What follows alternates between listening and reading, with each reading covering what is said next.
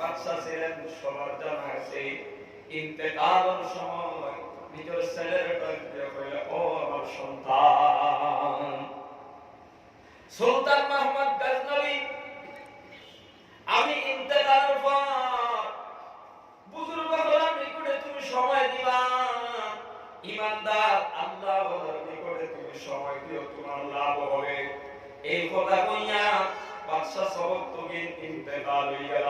এবার সিংহাসনের মধ্যে বই গেল সুলতান মাহমুদ গজনবী রহমাতুল্লাহ আলাইহি। বিশাল বড় রাজত্ব নিয়া দেশ পরিচালনা করা ওই যুগে সবচাইতে সুপার পাওয়ার, যার মোকাবেলার মধ্যে আপনার খাড়াওয়ার মতো শক্তি পৃথিবীতে আর নাই, সুলতান মাহমুদ গজনবী জওয়ানা। এত বিশাল একজন বড় একজন বাদশা ছিলেন। সুবহানাল্লাহ।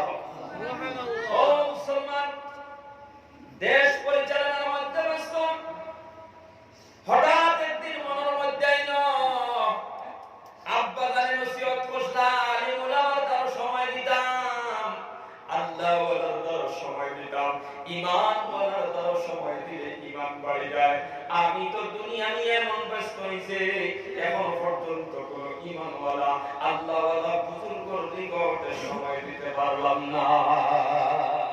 মন্ত্রী সভা ডাকিলেন, হে আমার মন্ত্রীরা, আমার একটা খবর দেও, এই জামানার মধ্যে বড় অলি লিখে আছে, বুজুর্গ লিখে আছে। মন্ত্রীরা আবার প্রস্তাব দেওয়া শুরু করলো, এক একজনের নাম ঘোষণা শুরু করলো। এর মধ্যে বেশিরভাগ মন্ত্রীরা ঘোষণা করলো ওই জামানার আল্লাহর ওলি হযরতে আবুল হাসান খিলকারী রাহমাতুল্লাহ আলাইহির আপনার নাম ঘোষণা করলা। বেশিরভাগ যখন আবুল হাসান খিলকারী রাহমাতুল্লাহ আলাইহির নাম ঘোষণা হলো, তখন সুলতান মাহমুদ গজনবী সিদ্ধান্ত নিলা, আমি সেই আল্লাহর ওলির সাথে মুলাকাত করব, আমি সেই ওলির নিকটে কিছুটা সময় দেব। বলেন সুবহানাল্লাহ। সুবহানাল্লাহ।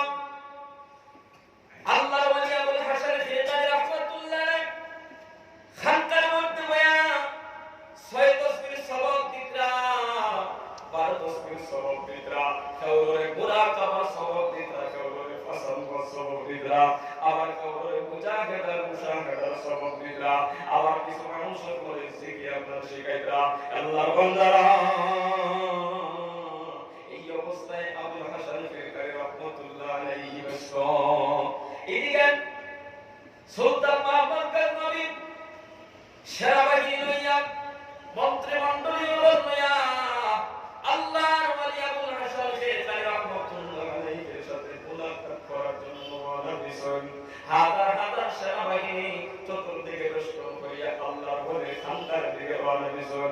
মুসলমান, সুলতান মাহমুদ গজনবী যখন খানকার দিকে পৌঁছিলাম, এবার মুরিদানকে ডাক দিয়ে আল্লাহর ওলি কইলা, হুজুর, আপনার খেদমতের মধ্যে খানকার মধ্যে এই জামানার সবচেয়ে বড় বাদশা এটা, আপনার উডন ওয়েলকাম জানাই, সম্মান জানাই, আপনার খানকার মধ্যে ঢুকাই। আল্লাহর ওলি আবুল হাসান খিলকারী রাহমাতুল্লাহ কোনো জবাব দিলা না, কোনো আনসার না দিয়া আল্লাহর জিকিরের মধ্যে ব্যস্ত আছেন। এদিকে আপনার সুলতান মাহমুদ গজনবী আপনার খানকার বাইরের মধ্যে অপেক্ষা করতে আছেন। কেউ দেখেছেন আমারে ওয়েলকাম জানাই, সম্মান জানাই, বসার কথা হয়নি।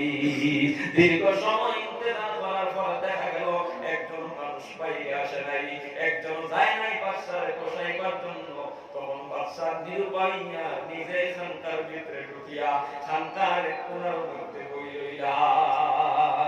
আল্লাহর ওলি উঠিলা না, মুলাকাত করলা না, কিতা লাগি আপনি আইসুন জিগাই না, আল্লাহর ওলি জিকিরের মধ্যে মুক্ত না। এদিকে মুরিদান হলের সবক দিতরা। ও মুসলমান, দীর্ঘ সময় অপেক্ষা করার পর বাদশাহ যখন দেখলা আল্লাহর ওলি তো আমার বলে কোনো গসব বকরা না, তার মানে আল্লাহ ওয়ালা বুজুর্গ বান্দা যারা, এরা দুনিয়া ওয়ালার কাছে মাথা নত করে না। কথা দেখি না, দুনিয়া ওয়ালার কাছে মাথা নত করে না। দুনিয়া ওয়ালার কাছে তো তারাই মাথা নত করে, তারা দুনিয়া চায়। মুমিন আল্লাহর বুজুর্গ বান্দা যারা, তারা দুনিয়া চায় না। কথা দেখি না মুসলমান, জামানার সবচেয়ে বড় বাদশা সুপার পাওয়ার এত শক্তিশালী বাদশা সেই যুগে দুনিয়াতে কেউ ছিল না। বর্তমান জামানার আমেরিকার উপরে আর কোন বাদশা কোন রাজা আসেনি হোক, আমেরিকার উপরে কেউ নাই। ওই যুগে সুলতান মাহমুদ গজনবীর উপরে কেউ ছিল না।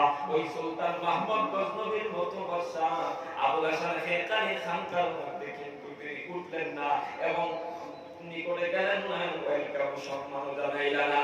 তিনি নিজেই আল্লাহ আল্লাহর মধ্যে ব্যস্ত রইলা। সুবহানাল্লাহ, সুবহানাল্লাহ। কিছু সময় পর পরে সুলতান মাহমুদ চিন্তা করলাম, আমি তো বইটা হইলা যদি আমি নিজে মাতি না গিয়া আর আর বিবি দেখাই লাভ নাই, মুলাকাত করিলাই গিয়া। ও আস্তে আস্তে উঠিয়া গিয়া মুলাকাত করলাম, হইয়া বলে হুজুর আমার সিমটুন নিয়ে আমি জামানার সবচেয়ে বড় বাদশা সুলতান মাহমুদ গজনবী, জি কিতা হইছে বলে, জি না আমি আইছিলাম আপনার মুলাকাত। আমার আব্বা জানে ইন্তেকালের পূর্বে নসিহত করলা যে তুমি আল্লাহওয়ালা বুজুর্গ এবং মুমিন বান্দাদের কাছে কিছুটা সময় দিও, কিন্তু বাদশাহী নিয়ে এমন ব্যস্ত, দেশ চালাইতে গিয়া একটা মিনিটের সময় নাই যে আল্লাহওয়ালা মুমিন বান্দাদের কাছে সময় দিও। আজকে বহু কষ্ট করে বাহির করছি, সামান্য সময় দিলাম, ঠিক আছে এখন আমি আর বসতে পারবো না, এই হাদিয়াটা আপনারা দিলাম, ওটাই আপনি গ্রহণ করুন। এক ব্যাগ টাকা আল্লাহর ওলির হাতের মধ্যে উঠে দিলেন। আল্লাহর ওলি আবুল হাসান খেরকানি রাহমাতুল্লাহ আলাইহি বলেন, ও সুলতান মাহমুদ তুমি যখন আমার হাদিয়া দিছো, আমার হাদিয়া তুমি গ্রহণ করো, আমার হাদিয়া তুমি গ্রহণ করা লাগবে। আল্লাহর ওলি এই বলিয়া এখন রুটি উঠাইয়া সুলতান মাহমুদ গজনবীর হাতের মধ্যে উঠাইয়া দিলা, দিয়া বলিয়া তুমি রুটিও খাও, সমঝো খাও। সুলতান মাহমুদ গজনবী এবার রুটি সিবানি শুরু করলাম। এমন রুটি খালি কেন তেল নাই, সবজিও নাই, আর তো বড় বাদশার কোনদিন হুকনা রুটি ঢুকে দিয়েছিলা, খানকার মধ্যে তো ভালো রুটি নাই কোনো মতে, কারণ আখিরাতের ফিকিরও যারা থাকে দুনিয়ার মজা তারা খুঁজায় না। সুবহানাল্লাহ।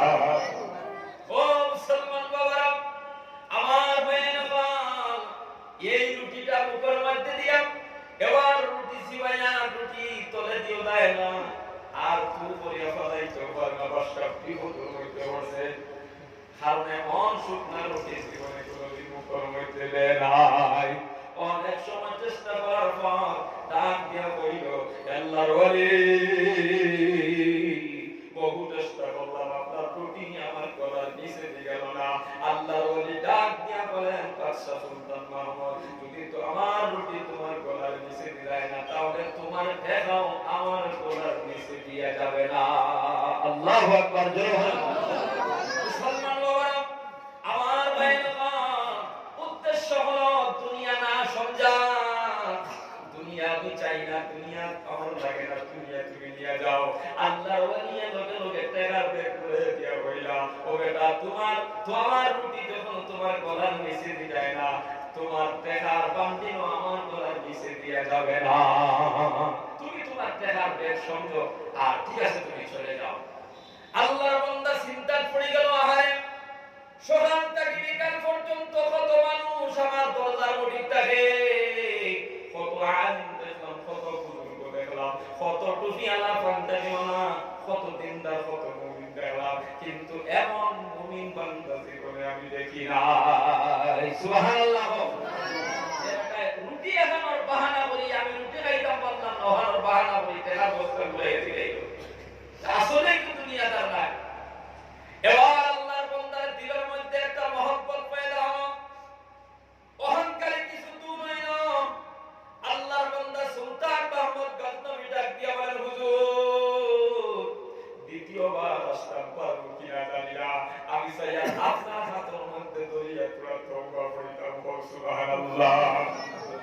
আল্লাহর ওলি লগে লগে খুশি হইয়া মুরিদান আপনারা ডাকা শুরু করলো, মুরিদানরা জলদি করে বাদশারে উযু করাও, পবিত্র বানায়া তোমরা আমার নিকটে নিয়ে আসো। আল্লাহর বান্দার উযু করায়া না হলো, সম্মান সহিত বলো, বলার পর আল্লাহর ওলি সুলতান মাহমুদ গজনবী আপনার তওবা করায়া দিলা। মুসলমান বাবা, কোরআনে কারীমের ভিতরে আল্লাহ পাক বলেন, ইয়া আইয়ুহাল্লাযীনা আমানু তুবু ইলাল্লাহি তাওবাতান নাসুহা। আল্লাহ পাক রব্বুল আলামিন বলেন, ও ঈমানদার মানুষেরা, তুবু ইলাল্লাহি তাওবাতান নাসুহা, তোমরা যদি খালিস মুখলিস হিসাবে তওবা করে দাও, আল্লাহ নামাজ সারিসের কোনদিন জানতাম না, রোজা খাইছের কোনদিন খাইতাম না, ইসামাতিসের কোনদিন মানতাম না, জিনা করছের কোনদিন করতাম না, সুদ খাইছের কোনদিন খাইতাম না, এইভাবে খালিস করতে বান্দা যদি তওবা করে আল্লাহর দিকে দুনিয়ায় যায়, আল্লাহর দিকে যদি রুজু হয়ে যায়, আল্লাহ পাক রব্বুল আলামিন বলেন, আসা রাব্বুকুম আন ইউকাফিরা আনকুম, আমি আল্লাহ তাদের জিন্দেগীর সব গুনাহ খাতায় মাফ করে দিলেন। সুবহানাল্লাহ। শুধু মাফ করে দিব তা নয়, ওয়া ইউদখিলাকুম জান্নাতিন তাজরি মিন তাহতিহাল আনহার, তামাম জিন্দেগীর গুনাহ খাতায় মাফ করে দিয়া এমন একটি জান্নাতের ভিতরে প্রবেশ করাইয়া দেব, সেই জান্নাতের নিচ থেকে নহর আর নালা জারি থাকবো। সুবহানাল্লাহ। মুসলমান বাবা, সুলতান মুহাম্মদ গাজনবী তওবা করা শুরু করলাম, আল্লাহর ওয়ালিয়ে তওবা পড়ায়া দিলা, দিলটার মধ্যে মন পরিবর্তন দেখা দিল, আল্লাহ পাকের পক্ষ থেকে ঈমানি নূর কলবের ভিতরে ঢুকে গেল। সুবহানাল্লাহ।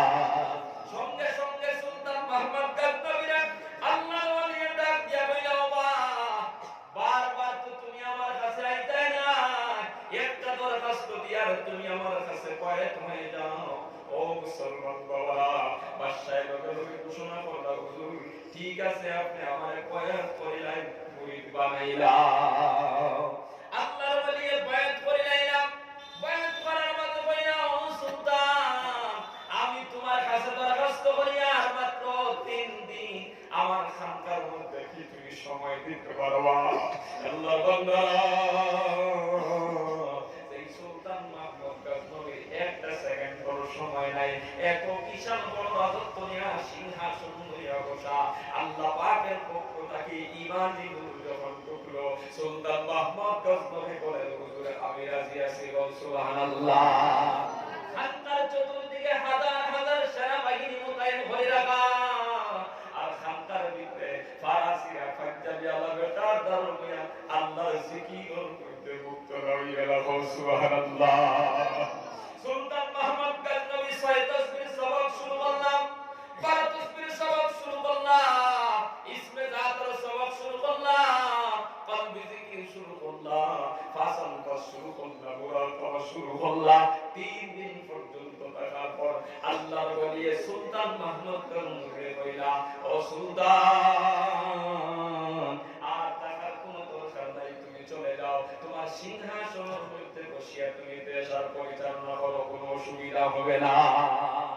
আল্লাহর ওলি যখন বিদায় নিলেন, সুলতান মুহাম্মদ গাজনবী বিদায় এবার করতে কি বাহির হইরা, আল্লাহর ওলি ডাক দিয়া বলো, সুলতান আমি তোমারে 1-2 কিলোমিটার আগুয়াইয়া নিয়ে দিব। সুবহানাল্লাহ। যে মানুষ আপনার মুলাকাত করতে রাজি নাই, ও আল্লাহর ওলি কইলা, আমি তোমারে 2 কিলোমিটার পর্যন্ত আগুয়াইয়া নিয়ে দিব। সুবহানাল্লাহ। সুলতান মুহাম্মদ গাজনবী কইলা, হুজুর আপনি আমার ঘোড়ার পিঠের মধ্যে উঠে যাও, আমি লাগাম ধরে ধরে টানি টানি লইয়া যাইব। সুবহানাল্লাহ। যে বাদশার চতুর্দিকে হাজার হাজার সেনাবাহিনী, কত বড় অহংকার, আমি কত বড় একজন বাদশা, ওই বাদশার অহংকারী আর নাই। ইমানদার মুমিন হওয়ার পরে ওই মানুষের সামনে কোনো অহংকারী থাকে না। এবার সুলতান মুহাম্মদ গাজনবী বলেন, হুজুর আপনি উঠে যান, আপনি তো আমার আব্বাইয়া দিতা, আপনি আমার ঘোড়ার পিঠে দুটোন, আমি লাগাম ধরে ধরে টানি টানি নিব। ও মুসলমান, এই কথা দ্বারা বুঝা যায় এই বাদশার কলবের ভিতরে কোনো অহংকারী আর আসেনি। আসেনি অহংকারী? না না, মুমিনের অহংকারী থাকতে পারে না। অহংকারী তো ওইসব মানুষেরা নিয়ে ঘুরে যাদের কাছে ঈমান নাই। কারণ মুমিনরা কোনোদিন অহংকারী করে না, অহংকারী করে তারাই জমিন পতন হয়ে যায়। অহংকার করে না ওরা চিরাই জমিনের মধ্যে। ও মুসলমান,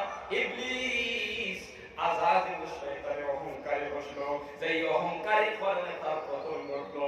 আসমান আর জমিনের মধ্যে এমন কোন জায়গা নাই সেই জমিনের মধ্যে আপনার ইবলিসের সেজদা দেয় নাই। একটা অহংকারের কারণে চিরস্থায়ী জাহান্নামী হইল। নাউজুবিল্লাহ। আল্লাহ পাকের মানুষ বানানোর পর, আদমরে বানানোর পর ফেরেশতারা অর্ডার করল, ওয়াইদ ক্বালা রাব্বুকা লিল মালাইকাতি ইসজুদু লি আদম। ও ফেরেশতারা, তোমরা আমার আদমরে সিজদা করো। এই অর্ডার দেওয়ার সাথে সাথে ফাসাদাু সম্মানার্থে সব ফেরেশতারা সিজদার মধ্যে পড়ে গেল। সুবহানাল্লাহ। ইল্লা ইবলিস, একমাত্র হলো ইবলিসে। আল্লাহ জিকাইলা কিতা লাগি সিজদা করলেন না, কিতা কারণে সিজদা করলেন না? জবাব দিছে, আনা খালাকতানি মিন নারিন ওয়া খালাকতাহু মিন তিন। ও আল্লাহ, আপনি আমারে আগুন দিয়ে বানাইলাই আর এর মাটি দিয়ে বানাইলাই। আপনি খাওয়াইলো ফিরে যাওয়া, মাটি খাওয়াইলো নিচে দিয়ে যাওয়া। আপনি হয়তো উপরে নিটানোয়ালা নিচে দিয়ে জানাওয়ালা এখানে সিজদা করব প্র্যাকটিস করবে। আবার আছে নাউজুবিল্লাহ। কোরআনে কারীমের ভিতরে আল্লাহ পাক বলেন, আবা ওয়াস্তাকবারা ওয়া কানা মিনাল কাফিরিন। আল্লাহ পাক বলেন, সে আমার হুকুমে অস্বীকার করলো। কিনা কারণে করলো? ওয়াস্তাকবারা, অহংকারের কারণে। ওয়া কানা মিনাল কাফিরিন, এবং সে কাফেরদের দলভুক্ত হইয়া গেল। নাউজুবিল্লাহ। এই জন্য মুসলমান অহংকারী করবা না। আমি বেশি জানি, অহংকারী করবা না। আমার মতো জ্ঞানী কেউ নাই, অহংকারী করবা না। আমার মতো এলাকার মধ্যে দলি কেউ নাই, অহংকারী করবা না। আমার মতো বড় কুষ্টিয়ালা কেউ নাই, অহংকারী করবা না। আমার মতো বড় জমিদার জায়গা জমিদার কেউ নাই, এমন অহংকারী নিয়ে যারা চলবে এরা ধ্বংস। ও মুসলমান, অহংকার করলে ওনাদের ঠিকানা হলো জাহান্নাম। নাউজুবিল্লাহ। এই জন্য আমরা অহংকার করতাম না। হাত উঠে বলেন ইনশাআল্লাহ আমরা অহংকারী দেখাইতাম না। মুসলমান বাবারা, এবার বাদশার দিলের মধ্যে কোনো অহংকার নাই। বাদশাহ কইলা, হুজুর আপনি উঠুন, হুজুরে কইলা আপনি উঠুন। দয়াজনের মধ্যে টেলাতে শুরু হয়ে গেল। আবু হাসানকে দাঁড়ি করে, তুমি উঠো, আমি টানিয়া লইয়া যাইবো। আর সুলতান মাহমুদ কইল, তুমি উঠো, আমি পুরা টানি টানি লইয়া যাইবো। সুবহানাল্লাহ। এক পর্যায়ে আল্লাহর ওলি বলে, বাবা আমি তোমার উস্তাদ, তোমার পীর ও মুর্শিদ, আমার অর্ডার, তুমি উঠো, আমি তোমার গোড়ার লাগাম ধরে গেলাম। সুবহানাল্লাহ। সুলতান মাহমুদ গজনবী রাহমাতুল্লাহ আলাইহি উঠিছে আর তাই গোড়ার লাগাম ধরে টানি টানি লইয়া কিছু দূর আগুয়াইয়া দিছে। হাজার হাজার মানুষ, হাজার হাজার মুরিদান, হাজার হাজার সেনাবাহিনী। এক পর্যায়ে যখন তার জায়গা পর্যন্ত পৌঁছে গেল, তখন আগুয়াইয়া দিতা। ঠিকানা পৌঁছার পরে আল্লাহর ওলি বলে, বাবা তোমার তো দিবার মতো আমার কাছে কিচ্ছু নাই। পাঞ্জাবি কুলিয়া, ফারাজ জুব্বা কুলিয়া সুলতান মাহমুদ গজনবীর হাতের মধ্যে দিয়া বইল, বাবা ও জুব্বা তোমার লগে রাখিও। যদি কোনদিন বিপদের মধ্যে পড়ো, বড় বড় মুসিবতের মধ্যে যদি পড়ে যাও, তাহলে তাহাজ্জুদের নামাজ পড়িয়া সালাত রাকাত দুই রাকাত পড়িয়া আল্লাহর দরবারে হাত উঠাইবা আর আল্লাহর দরবারে কইবা, মালিক এই সুপার মালিকের যদি সম্পর্ক তোমার লগে থাকে, তার উসিলা দিয়া কইয়া আমার এই সমস্যার সমাধান তুমি আল্লাহ করে দিলাও। সুবহানাল্লাহ। মুসলমান বাবারা, আমার ভাইরা বল, আল্লাহর ওলি এবার জিকাইলা, উনি দানা বলে জিকাইলা, হুজুর সুলতান মাহমুদ আপনার খানকার মধ্যে টুকলা মুলাকাত করলা না, আপনার বইবার মতো জায়গাও দিলা না, আবার যাওয়ার সময় আগুয়াইয়া দিলা না, বুঝলাম না এত সম্মান দিলা। আল্লাহর ওলি বলে, ও দিলামদা, সুলতান মাহমুদ গজনবী আমার সময় অহংকারী নিয়ে আইছে। সুলতান মাহমুদ গজনবীর ভিতরে ঈমানের কোনো জজবিয়ত ছিল না, কিন্তু 3 দিন খানকার থাকার পর ওই সুলতান মাহমুদ গজনবী তাকে নাই, সুলতান মাহমুদ আল্লাহর ওলি হয়ে গেছে। সুবহানাল্লাহ। এবার সুলতান মাহমুদ খাঁটি আল্লাহর মুমিন বান্দা হয়ে গেছে। এই জন্য একজন মুমিন বান্দার সম্মান দেওয়া, একজন মুমিন বান্দার মেহমানদারি করা আরেকজন মুমিনের জন্য একান্ত দরকার। আমি সেই দরকার মনে করি না, আল্লাহ সম্মান আপনি হাত করে সুবহানাল্লাহ। ও মুসলমান বাবার লম্বা ঘটনা। সুলতান মাহমুদ গজনবী এই হিন্দুস্তানের মধ্যে একবার নাই, দুইবার নাই, 16 বার পর্যন্ত এই ঘটনা অনেক ঘটনা আছে, বিস্তারিত আমি বলবো না। শেষবার যখন মুসিবতের মধ্যে পড়ে গেল, সুলতান মাহমুদ গজনবী তাহাজ্জুদের নামাজ পড়িয়া দোয়া করলা, আল্লাহ এই সুবহান মালিকর যদি সম্পর্ক আপনার লগে থাকে, তাহলে ওই মালিকর সুবহান মালিকর খুশি হয়ে বুঝিয়া আল্লাহ তুমি আমারে বিজয়ের বালা চিন্তায় দাও। সুবহানাল্লাহ। মুসলমান বাবারা, সেনা প্রধান ডাক দিয়া বলে, ও সুলতান, সব মারা গেছে, এবার মোকাবিলা করার তাকত নাই।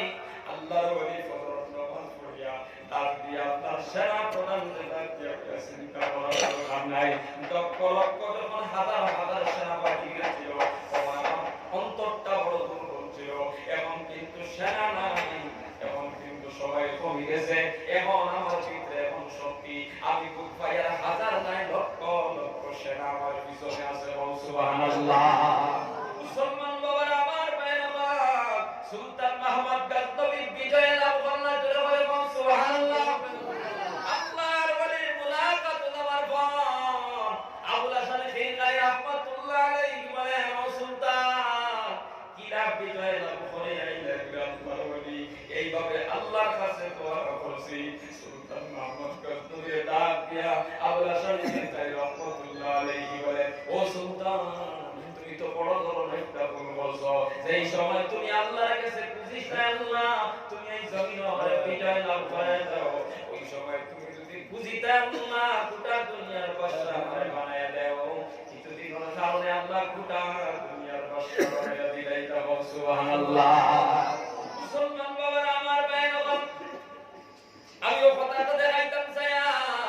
সুলতান মাহমুদ গজনবী এই দেশের বাদশাহী চালাইতে গিয়া এত বড় তার অহংকার ছিল ভিতরে, দুনিয়া নিয়ে তো পাগল আর পেরেশান ছিলেন। কিন্তু একজন মুমিন খাঁটি আল্লাহওয়ালার নিকটে যাওয়ার পর এত দামি হলেন, এত দামি হলেন, বাকি জীবন কোনদিন আর তাহাজ্জুদের নামাজ পড়া হয় নাই। সুবহানাল্লাহ। সুলতান মাহমুদ গজনবী ইন্তেকালের প্রায় 600 বছর পর 1972 ইংরেজির ঘটনা, হঠাৎ করে আপনার কবর ভাঙে গেল। মানুষের হলো সুলতান মাহমুদ গজনবীর কবর দেওয়াল ফাটে গেছে। এবার কবর দেওয়ালটা মেরামত করার জন্য মানুষ গেল। মানুষকে আপনার মাটি সরাতে শুরু করলো। হঠাৎ করে দেওয়াল উল্টে পড়ে গেল। মানুষ তাকায় দেখে নিচে দিয়ে একটা সুরঙ্গ দেখা যায়। ওই সুরঙ্গে তাকায় দেখে এখনো পর্যন্ত সুলতান মাহমুদ গজনবীর কবরের ভিতরে চাপনোর খাবার দেখা যাইতেছে। সুবহানাল্লাহ। ও মুসলমান, খাঁটি মুমিন যারা হয়ে যায়, চাহে তুমি বাদশা হোক, কোনো বাধা নাই, তুমি তেলাওয়ালা হোক, কোনো বাধা নাই, রিকশাওয়ালা হোক, কোনো বাধা নাই, তোমার দুনিয়া তো সম্মান আছে, কবরও যাওয়ার পর তোমার কোনো টেনশন নাই। এই জন্য আল্লাহর নবী বলেন, আল কবরু রাওযাতুম মিন রিয়াদিল জান্নাতি আও হুফরাতুম মিন হুফারিন নার। নবীজি বলেন, কবর খেওয়ার লাগি জান্নাতুল গাড়া, আবার কবর খেওয়ার লাগি জাহান্নামের গাড়া। যারা 5 ওয়াক্তের নামাজ আদায় করে যাইবা, আল্লাহর প্রত্যেকটি নির্দেশ মানবা, এটা কবর হবে জান্নাতুল বাগান। ও মুসলমান, আজকে সমাজের ভিতরে দেখা যায় বেশিরভাগ মানুষ বেনামাজি আছে না নাই? আছে না নাই? বলছেন প্রত্যেকটা মহল্লার মধ্যে 70-80 পরিবার, 100 পরিবার, কিন্তু কতজন নামাজ থাকে মাত্র 10 পরিবার। মানুষ কথা দেখি না। ও যুবক ভাইয়া, এই মাহফিলের ভিতরে আসরণ নামাজের উপর যারা বসা আছো, জ্ঞান করে শুনো, আমরা কবর যাওয়ালা করি না, লাগতো না? লাগতো না? লাগতো না? মুমিন হইয়া কবর না গেলে ওই কবর জাহান্নামের আগুন হইয়া হইতো না, জাহান্নামের কারা হই যাইব। এই জন্য আজকের এই মাহফিলের ভিতরে যারা আছো, আমি যদি প্রশ্ন করি পাইন খেলেন আমার না, আপনারা হয়তো জবাব দিতে পারবেন, হুজুর আর 1-2 বছর যাও, তারপরে শুরু করবো। 2 বছর পর্যন্ত বাঁচবা, এখন কোন সার্টিফিকেট আসেনি? আসেনি সার্টিফিকেট? আসেনি কারোর কাছে? নাই, কারোর কাছে কোনো সার্টিফিকেট নাই।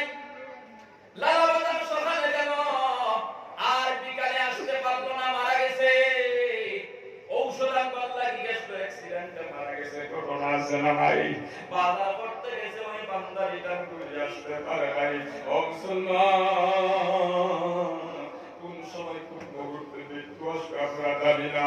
একটা অক্তর কথা নামাজ নিয়ে যদি কবরের ভিতরে যাও, 70 থেকে 99টা সাপ আল্লাহ তোমার কবরে ঢুকাইয়া দিবা।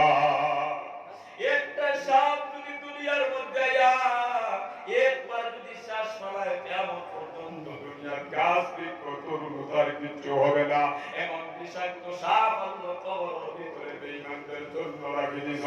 ও মুসলমান, এই জন্য যদি মুমিন হইয়া কবর যাইতে চাও, নামাজের দরকার আছে না নাই? আল্লাহর নবী বলেন, বুনিয়াল ইসলামি আলা খামসিন, শাহাদাতি আল্লাহ ইলাহা ইল্লাল্লাহ ওয়া আন্না মুহাম্মাদুর রাসূলুল্লাহ ওয়া ইকামাস সালাত ওয়া ইতা'আস যাকাত ওয়াল হজ্জ ওয়া সাওমি রমজান, রাওয়াহুল বুখারী ও কামা ক্বালা আলাইহিস সালাতু ওয়াস সালাম। আল্লাহর নবী বলেন, ইসলামের মূল ভিত্তি হইল 5টা। ইসলাম হইল 5টা খুঁটির উপরে। এর মধ্যে 1 নম্বর হলো ও কথার সাক্ষী দেওয়া, আল্লাহ ছাড়া আর কোনো মাবুদ নাই, মুহাম্মদুর রাসূলুল্লাহ আল্লাহর প্রেরিত রাসূল। সুবহানাল্লাহ। 2 নম্বরে নামাজ কায়েম করা। 3 নম্বরে কিটা? নামাজ কায়েম করা। 3 নম্বরে রমজান শরীফের রোজা রাখা। 4 নম্বরে যাকাত আদায় করা। আর 5 নম্বরে হজ আদায় করা। এবার মুসলমান জবাব দাও, একজন মানুষের কলিমা পড়িল, ঈমান আনলো আল্লাহর উপরে, কিন্তু আল্লাহর প্রধান নামাজ যদি আদায় করে না, সে খাঁটি মুমিন হইতে পারলো নি? বাবাজিরা, ভালোই মুমিন হইতো না? না, মুমিন হইতে হইলে, ঈমান আনার পর খাঁটি মুমিন হইতে হইলে, এক আল্লাহর প্রতি বিশ্বাস করার পর সর্বপ্রথম যেই কাম, সেই কামটার নাম হলো নামাজ। এই জন্য যুবক ভাইয়ের, নামাজ ছাড়িয়া কবর যাইও না। 5 ওয়াক্তের নামাজ আদায় করো। তুমি দোকানদারি করো, কোনো বাধা নাই। তুমি বিজনেস করো, কোনো বাধা নাই। তুমি মাটি খাও করো, কোনো বাধা নাই। তুমি ড্রাইভারি করো, কোনো বাধা নাই। তুমি রাজনীতি করো, কোনো বাধা নাই। ও মুসলমান, আল্লাহরে ভুলবা না, কারণ আল্লাহ সব সময় আপনার মনে আছেন না নাই? কোরআনে কারিমের ভিতরে আল্লাহ পাক বলে, ওয়া মা'কুম আইনামা কুনতুম, আল্লাহ তুমি যেখানে যাও না কেন, আমি আল্লাহ তোমার সাথে আছি। ও মুসলমান, 24টা ঘন্টা আল্লাহ তোমার আমার জন্য দিয়া দিছেন। 550 মিনিট 5 ওয়াক্তের নামাজ লাগে। ওই 50টা মিনিট যদি আল্লাহর জন্য দিতে পারি, বাকি 24 ঘন্টা আল্লাহর ইবাদতের মধ্যে মশগুল আসলাই বলিয়া আল্লাহ পাক রব্বুল আলামিন কবুল করিয়া নিবা। সুবহানাল্লাহ। এই জন্য যুবক ভাইয়ের দ্বারাই মাহফিলের ভিতরে আসো, ভালো করে খেয়াল করে শুনো। যদি খাঁটি মুমিন হয়ে যাইতে চাও, 5 ওয়াক্তের নামাজ আদায় করো। নামাজ যদি ছাড়িয়া কবর যাও, হিংসা নিয়ে কবরের ভিতরে যদি যাও, অহংকার নিয়ে যদি কবরের ভিতরে যাও, তোমার ঠিকানা হবে জাহান্নাম। নাউযুবিল্লাহ। আর জাহান্নামে কান্নারি বাড়ি না। আল্লাহ পাক বলেন, ইন্না জাহান্নামা কানাত মিরসাদা। জাহান্নাম বহুত জবরদস্ত একটা কারা, ভয়ানক একটা কারা। কেমন ভয়ানক? আল্লাহর নবী বলেন, উপরে থেকে একটা পাথর যদি ছাড়া হয়, 70 বছরেও নিচ পর্যন্ত গিয়া পৌঁছিবে না। আল্লাহু আকবার।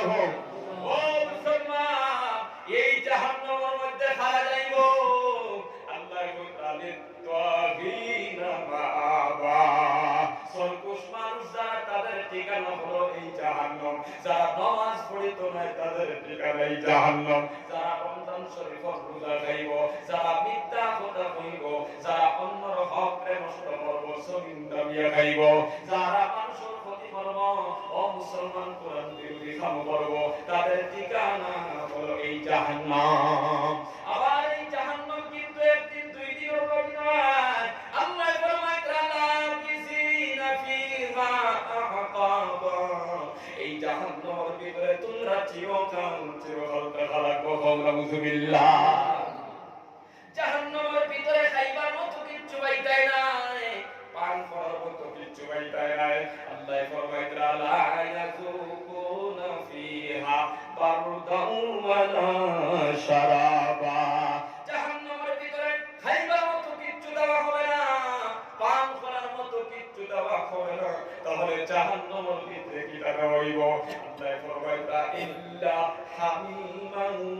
ওয়াদাসসাকা জাহান্নামের ভিতরে একমাত্র খাদ্য হিসাবে গরম পানি রক্ত আর ফুস ছাড়া কিচ্ছু দেওয়া হবে না আউযুবিল্লাহ এই জাহান্নাম থেকে আমরা বাঁচতে চাই না চাই না এই জাহান্নাম থেকে বাঁচতে হইলে মুমিন হয়ে যাওয়া লাগবে না লাগতো না আল্লাহ ফরমায় তাওয়াত্তাকুন নারাল্লাতী উইদ্দাত লিল কাফিরিন আল্লাহ পাক রব্বুল আলামিন বলেন ওই জাহান্নামের আগুনে ডরাও কারণ এই জাহান্নাম আমি আল্লাহ কাফেরদের জন্য বানাইছি যারা আমারে অস্বীকার করে আমারে ইনকার করে তাদের জন্য বানাইছি মুসলমান এই জাহান্নাম তোমার আমার জন্য বানানো হয় নাই এই জাহান্নাম থেকে বাঁচতে হইলে মুমিন হইয়া কবর যাওয়া লাগবে না লাগতো না মুমিন হইয়া কবর যাইতে হইলে এক নম্বর শর্ত হইল 5 ওয়াক্ত নামাজ আদায় করা আজকের এই মাহফিল যুবক ভাইয়ের যারা সত্যি ওয়াদা দিতে পারবা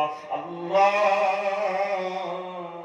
জীবনে অনেক নামাজ ছাড়িছি আজকের এই মাহফিল থেকে ওয়াদা দেওয়া নামাজ কোনোদিন ছাড়িতাম না আজকের মাহফিলের নামাজ থেকে 5 ওয়াক্ত নামাজ সুন্দর করে আদায় করব কোন কারণবশত যদি খোদা হয়ে যায় আমি খোদা আদায় করে নিব কিন্তু আর কোনোদিন নামাজ ছাড়বো না ও মুসলমান নিয়তটা যদি শুদ্ধ হয় আর আপনি মাগরিবের নামাজটাকে নামাজ যদি চালু করে দেন আগামী কালকে জুমার আসর মাগরিব পড়ার পর যদি মারা যাও নিয়তর বরকতে হয়তো কত জিন্দেগির সব গুনাহ আল্লাহ মাফ করে দিয়ে জান্নাতি বানায়া দিলাইতে পারেন সুবহানাল্লাহ এই জন্য খালিস নিয়ত দেন নামাজ আর ছাড়তাম না 5 ওয়াক্ত নামাজ আদায় করব কোন কারণবশত ভুলে ছুটি গেল খোদা আদায় করে নিব এবং খালিস যাদের আছে আখান উঠায়া আল্লাহর দেখায় তো ইনশাআল্লাহ জোরে বলেন ইনশাআল্লাহ নারে তাকবীর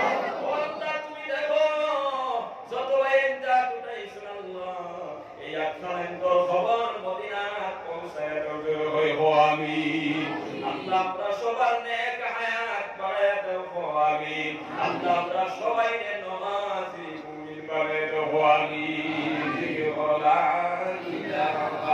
illallah la ilaha illallah la ilaha illallah allah allah ya mubarak namuka allah allah asikun ka kamuka allah allah ya mubarak namuka allah allah काम है ला इलाहा इल्लल्लाह ला इलाहा इल्लल्लाह ला इलाहा इल्लल्लाह ला इलाहा इल्लल्लाह मुहम्मदुर रासूलुल्लाह मुसलमान আমার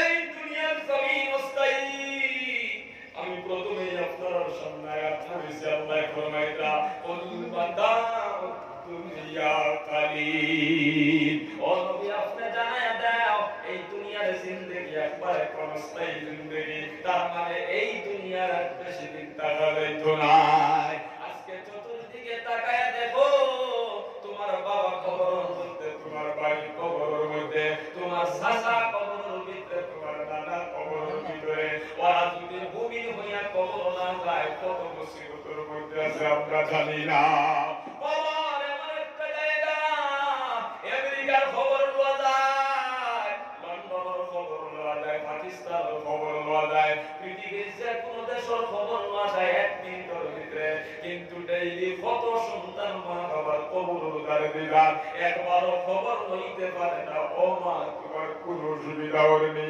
বাবা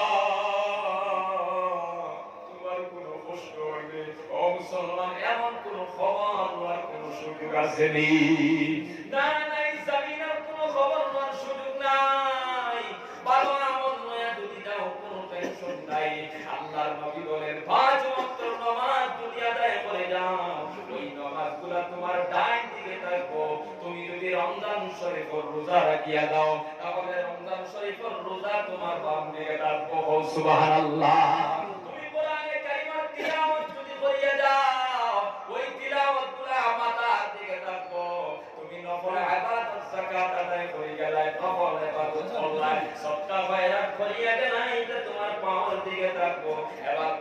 টেনশন ছাড়া কবরের মধ্যে ঘুমায়া পড়বায় ডাক দিয়ে যদি কোনো আযাব আসতে চায় নামাজে ডাক দিয়া বলবো কে তুমি কি চাও ওই বান্দার লগে মুলাকাত করতে চাই ও মুসলমান নামাজে ডাক দিয়া বলবো না না যদি তোমার কোনো প্রশ্ন থাকে আমারে বলো ওই বান্দা জীবনে কোনোদিন নামাজ ছাড়ে নাই গরিব বেটা জঙ্গল কাজ করতো কিন্তু ফাড়ার ভিতরে হামায়া গামছা বানাইয়া তৈব করিয়া দোমান বানাইয়া বলছে বল সুবহানাল্লাহ আজকে বান্দা ঘুমাইছে বাধা দিস না কোনো প্রশ্ন যদি থাকে আমারে বল আমি নামাজ ওই বান্দার পক্ষ থেকে প্রশ্নের জবাব দিয়া দিব বল সুবহানাল্লাহ ও মুসলমান আপনি যদি রমজান শরীফের রোজা আদায় করে যাও নফল রোজা যদি মাঝে মাঝে রাখিয়া দাও ওই রোজাগুলো আপনার বাম দিকে রাখবো এবার বাম দিক তাকিয়ে কোনো আযাব যদি আসতে চায়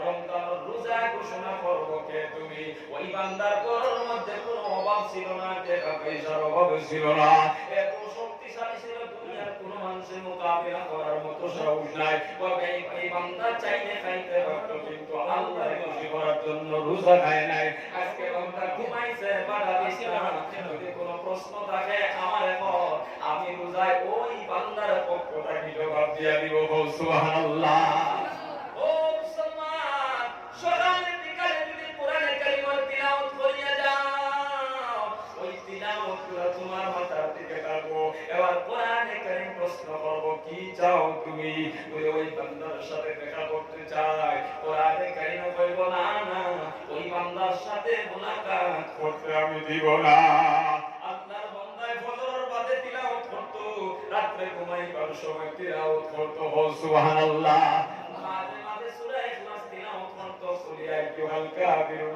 ইযা সূরা ফালাক সূরা নাস তিলাওয়াত করতো সুযোগ পাইলেও পড়তো ওই বান্দা আজকে ঘুমাইছে কোনো বাধা দিস না ওই আযাব ওই সাহাবার ভিতরে কোনো প্রশ্ন যদি থাকে আমি কোরআন ব্যবহার আমি কোরআন ওই বান্দার পক্ষ থেকে জবাব দিব সুবহানাল্লাহ তোমার ফল দিক থেকে যদি কোনো আযাব আসতে চায় ও মুসলমান তোমার নফল ইবাদত আছে ওই যে আসর নামাজের পরে ওয়াজের মাহফিলের সময় দিতেছো রে বাবা রাতে মাগরিবের নামাজ থেকে মাহফিল শেষ হওয়া পর্যন্ত সময় দিবা আপনারা মাঝে মাঝে তাফসীরের মধ্যে সময় দেন খানকার মধ্যে সময় দেন আপনারা ওই যে আপনারা সরকার বাইরাত করেন নফল ইবাদতগুলো সব আপনারা দাঁড়ায় দইবর করলে ওই বান্দারে কোনটা কি উঠাইছ না কোন প্রশ্ন যদি থাকে আমরা জবাব দিয়া দিব সুবহানাল্লাহ এমন নিরাপদে বান্দা ঘুমাইবো কিয়ামতের ময়দান যেদিন কায়েম হইব সিংহার মধ্যে ফুক হবে ওই সময় বান্দার চোখ কসলাই কসলাই উঠবে এমন ভাবে যারা আপনার আল্লাহর বান্দা বিয়া করার পর প্রথম রায় তামান বেটা রাতে ঘুমায় ঘুম হয় না সকালে যারা চোখ কসলাই কসলাই উঠে কিয়ামতের ময়দান বান্দা ওরা চোখ কসলাই কসলাই উঠিবার হইব খালি ঘুমে পড়তে ঘুমটা পুরা হইল না কিয়ামতে উঠে দিল সুবহানাল্লাহ এই জন্য নবী ফরমায় কাল কবর রাউযাতুন মিন রিয়াদিল জান্নাহ কবর কেমন লাগি জান্নাতুল বাগান আবার কবর কেমন লাগি জাহান্নামের গাড়া যারা আল্লাহর প্রত্যেকটা নির্দেশনা মানবা যারা খাঁটি মুমিন হইয়া কবর যাইবা তাদের কবর হবে জান্নাতুল বাগান আর যারা বেঈমান হইয়া কবর যাইব তাদের কবর হবে জাহান্নামের গাড়া এই জন্য মুসলমান আমরা সর্বদা একটা ফিকির করতাম যারা মুমিন হইয়া কবর যাওয়া যায় আর তোমরা বলেন ইনশাআল্লাহ মুসলমান আমি আপনাদের সামনে পড়েছিলাম নবী ফরমাইতা লা তাদখুলুনাল জান্নাতা হাত্তা তুমিনু তোমরা তো সময় পর্যন্ত জান্নাতের মধ্যে যাইতে পারতাই না কোনো সময় তোমরা মুমিন হও না আবার নবী ফরমাইতা ওয়ালা তুমিনু হাত্তা তাহাব্বু আর তো সময় পর্যন্ত মুমিন হইতে পারতাই না যত সময় পর্যন্ত তোমরা আপুসের মধ্যে সম্পর্ক রাখবে না আজকে তো আমরা আপুসের মধ্যে সম্পর্ক নাই ওবাড়ি মারামারি আছে না নাই গালাগালি কত মাই দাঙ্গা ফুবর বাড়ির বেটায় ফসফর বাড়ির বেটারে দেখতে পারে না ফসফর বাড়ির বেটায় ফুবর বাড়ির বেটারে দেখতে পারে না ইগুর ফু আপনার বেঙ্গালুরু গেছে গিয়া টাকা পয়সা রুজি করে আনিলা ইগুর ফু হারাম হয়ে গেছে, টেনশন হয়ে গেছে, কথা ঠিক কিনা? নবীজি ফরমাইলেন অত সময় তোমরা মুমিন হইতে পারতে না, যত সময় পর্যন্ত আপুসের মধ্যে সম্পর্ক রাখবে না, এক অন্যর প্রতি সম্পর্ক রাখবে না। নবীজি ফরমাইলেন কিভাবে আপুসের মধ্যে সম্পর্ক হইব? ও মুসলমান, আল্লাহর নবী ফরমাইলেন আমি তোমাদের দেখি এমন একটা আমল বাতলাইয়া দিব না, সেই আমল করলে আপুসের মধ্যে মহব্বত পয়দা হয়ে যাবে। সেই আমলটা হলো আফশুস সালাম বাইনাকুম, তোমরা আপুসের মধ্যে সালামের প্রচলন ঘটাও। সুবহানাল্লাহ। সালাম দিলে মহব্বত পয়দা আছে না নাই? ও মুসলমান, 20 বছর হইছে বেটাই তোমার লগে মাতে না, রাস্তা পাই যাইবার সময় যদি আসসালামু আলাইকুম কই দাও, ওই বেটাই কিন্তু অটোমেটিক ওয়া আলাইকুম সালাম কইব না, কইতো না। 20 বছর ঝগড়া বেশি যাইব। এই জন্য সকালে বিকালে 24 ঘন্টা যেন দেখানো পাইব এখন সালাম দাও, আসসালামু আলাইকুম। ছোট ভাইরে দাও, বড় ভাইরে দাও, লাগাবাড়ি বেটারে দাও, ফিসপুর বাড়ির বেটারে দাও, পরিচিত মুসলমানদের দাও, অপরিচিতদের দাও। যত বেশি সালাম দিবা তত বেশি মহব্বত পয়দা হইব। সুবহানাল্লাহ। আমরা আবার সালাম দেই না, প্র্যাকটিসও করি না, আছে না নাই? সালাম দেই না, প্র্যাকটিসও করি না। কোন সময় কিছু মানুষ আছে ইমাম সাহেবের সালাম দেয় না। ইমাম সাহেব তো বাদশাহ আমি, ইমাম সাহেবের সালাম দেয় না, অপেক্ষা করে কিন্তু ওই লোকটা সালাম দেয় না। ইমাম সাহেবের সালাম দেয় না কেন? ও মুসলমান, অপেক্ষা করার তো কোনো কথা নাই। সালাম অর্থ আল্লাহর পক্ষ থেকে তোমার উপরে শান্তি এবং বরকত নাযিল হোক। সুবহানাল্লাহ। আজকে বাংলা হইতে এখন কোনো অসুবিধা আছে নি। আসসালামু আলাইকুম, তোমার উপরে আল্লাহর পক্ষ থেকে শান্তি বর্ষিত, ওয়া রাহমাতুল্লাহ এবং রহমত বর্ষিত। এখন বাংলা হইলে অসুবিধা নাই, আবার আরবি ভাষায় হইলে অসুবিধা, কিছু করি যায়। হ্যাঁ, আপনি সালাম দাও বিনা মেহনতে সওয়াব, যত বেশি সালাম দিবা। অন্য হাদিসের মধ্যে নবী ফরমাইলেন ওয়াবুদুর রহমান ওয়া আতইমুত তুআম ওয়া আফশুস সালাম তাদখুলুল জান্নাত বিসালাম। নবী ফরমাইলেন তিনটা কাম করো, একটা হলো রহমানের ইবাদত, সুবহানাল্লাহ। দুই নম্বর মানুষের বেশি বেশি করে খাও, বেশি বেশি মেহমানদারি করো, আর তিন নম্বর ওয়াফশুস সালাম, বেশি বেশি সালাম দাও। এই তিনটা কাম করলে তোমরা আল্লাহ জান্নাতে পৌঁছে দিবে। সুবহানাল্লাহ। মুসলমান বাবারা, আমার বয়ান হল আমরা বেশি বেশি করে একান্তরে সালাম দিতাম, মায়ের সালাম দিতাম, ভাইয়ের সালাম দিতাম, সাসারে সালাম দিতাম, পরিচিত মানুষের সালাম দিতাম, অপরিচিতের সালাম দিতাম। সালামের প্রচলন যদি সমাজে ঘটাই দেয়, হিংসা থাকবে না, তরবার থাকবে না, খাজিয়া থাকবে না। আমরা কি মাহফিল থেকে ওয়াদা দিতে পারবো আজ থেকে আমরা বেশি বেশি সালাম দিব? দেখি হাজার হাজার মাত্র ইনশাআল্লাহ, জোরে বলেন ইনশাআল্লাহ। 10 বছর হইছে ভাই থেকে সম্পর্ক নাই, খুব সুবর বিশ্রাম দিয়ে ঘর বানাইছে, আজকে সালাম দিবি আসসালামু আলাইকুম, রাইট দেখবে তোমার খবর নতাই বলে। সুবহানাল্লাহ, সুবহানাল্লাহ। তো মুসলমান বাবারা, আমি লম্বা হয়ে না যাই, তো মাগরিবের টাইম হয়ে গেছে, এখন দোয়া করে নিতাম। কি সময় আমি দোয়া কবুলিয়তের সময়, কথা শোনেন, দোয়া কবুলিয়তের সময় ইমাম সাহেবের দোয়া কইতাম। আপনারা মসজিদে দোয়া আল্লাহর রাস্তায় দিবা লাগিয়া যাই, যত ভালো অনেক বাবা নাই, অনেক মা নাই, অনেক ভাই নাই, কবর হইতে আমরা সব একদিন কবর যাওয়ার গুণা দেখলাম তোরায় সবরাও সকালবেলা অসহায় তারা কবরের ভিতরে এই বকবুলিয়তের সময় 10 টাকা 20 টাকা 50 টাকা যাই যত ভালো আল্লাহ করুন, নতুন সবাই দিতে রাজি আছেন তো ইনশাআল্লাহ।